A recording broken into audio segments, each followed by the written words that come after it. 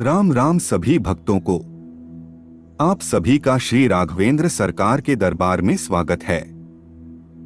निर्मल मन जन सो मोहि पावा, मोहे कपट छल छिद्र न भावा। अर्थात जो मनुष्य निर्मल मन का होता है वो ही मुझे पाता है। मुझे कपट और छल छिद्र नहीं सुहाते। जिनका मन एकदम निर्मल है, जिनको लोभ घमंड वगैरह नहीं, उन पर प्रभु जल्दी कृपा बरसाते हैं। जिन्होंने अपने मन में, बुद्धि में, चित्त में भगवान को बसाया है, वो ही उनकी कृपा के पात्र हैं। अगर हमारा मन निरंतर भगवान में रम जाता है तो प्रभु हमारे हृदय में प्रकाशित हो जाते हैं। कोई ऐसा भक्त जो लंबे समय से पूजा पाठ कर रहा है, उसे भगवान के दर्शन नहीं होते, और एक ऐसा भक्त जिसने कभी पूजा पाठ नहीं किया, उसे भगवान के दर्शन हो जाते हैं। कई साधक भगत बनकर चौकी लगाते हैं, लोगों के संकट काटते हैं, उन पर भगवान की कृपा होती है, तो कई साधकों को उनके इष्ट की तरंग तक नहीं मिलती। ईश्वर खुद अपने सेवक को चुनते हैं, क्योंकि वो जानते हैं कि हम उनके सेवक बनने के योग्य हैं या नहीं। भगवान साधना के दौरान परीक्षा भी लेते हैं, और जो साधक अटल रहकर देवता में विश्वास रखकर भक्ति करता है, उन पर देवता अपनी कृपा बरसाते हैं। जिस व्यक्ति को देवता चुनते हैं, उसको बिना पूजा पाठ किए भी अपने इष्ट देवता के दर्शन होने लगते हैं। वो जो बोले वो सच होने लगता है। उसमें जन कल्याण की भावना पैदा हो जाती है। उनके हृदय में देवता का वास हो जाता है। उसके मन में कोई भी दुखी इंसान और जानवर पर दया भाव उत्पन्न हो जाता है। वह किसी को दुखी नहीं देख सकते। वो खुद के पहले उनके बारे में सोचते हैं कि ऐसा क्या करूं कि जो दुखी है उनको खुशी मिले। उनकी खुशी में अपनी खुशी ढूंढते हैं। भगवान को जिन पर कृपा करनी होती है, उन पर भगवान कृपा कर देते हैं। भगवान ना तो रूप देखते हैं, ना ज्ञान, ना कुल देखते हैं, ना धन, ना विभव देखते हैं, ना रुतबा। हमारे प्रभु तो केवल भाव देखकर कृपा करते हैं। अगर आपका भाव बढ़िया है तो समझो कृपा हो गई।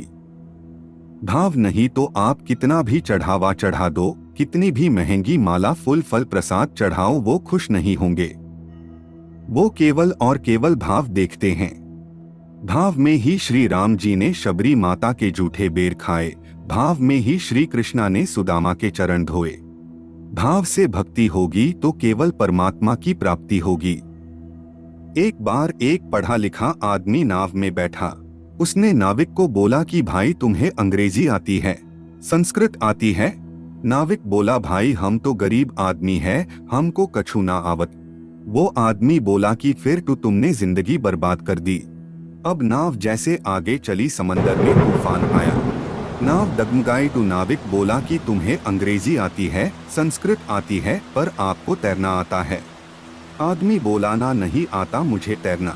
बस फिर जो आपको आना चाहिए वो ही नहीं आता साहब। नाविक बोला इसी प्रकार आपको सब आता हो किंतु भक्ति नहीं आती तो आप संसार रूपी सागर में डूब कर मर जाएंगे। और अगर भक्ति भाव से की जाए तो प्रभु बेड़ा पार लगा देते हैं। मुक्ति तब तक नहीं मिलती जब तक मन शुद्ध नहीं होता। मन शुद्ध तो चरित्र शुद्ध। मन को शुद्ध बनाने के लिए हमें निरंतर नाम जाप करना चाहिए, समय निकालकर पूजा पाठ करनी चाहिए। मानते हैं कि कलयुग में ऐसा आचरण करना मुश्किल है, पर हम प्रयास तो कर ही सकते हैं। 100% भगवान के जैसे नहीं बनते और नहीं बन सकते हैं, पर कुछ हद तक तो उनके आचरण हमारे जीवन में उतारो। किसी का बुरा नहीं बोलना, किसी को दुख नहीं पहुंचाना, किसी को धोखा नहीं देना वगैरह वगैरह का अपने जीवन में कुछ हद तक आचरण कर सकते हैं। अन्न का उपवास भले ही करो, पर उपवास में झूठ ना बोलना, किसी की हो सके उतनी मदद करना, किसी के बारे में उल्टा सीधा ना बोलना, गाली ना देना जैसे नियमों का भी हो सकता है। इसे मन निर्मल होता है। और जैसे वीडियो के शुरुआत में ही प्रभु श्री राम ने कहा कि निर्मल मन के मनुष्य ही उनको पा सकते हैं। तो कमेंट में बताओ, एक दिन सप्ताह का मिनिमम कौन कौन ये उपवास ट्राई करना चाहेगा। मुझे आशा है कि आपको ये विचार भाए होंगे।